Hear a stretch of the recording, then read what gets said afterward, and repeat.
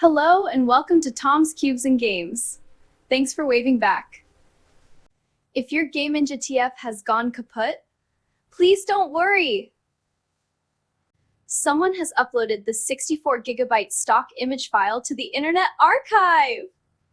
Just go to Internet Archive and search in software for Gaminja ANS13 to download the image file. Then use Win32 Disk Imager or Rufus to flash the .img file to your new 64GB TF card.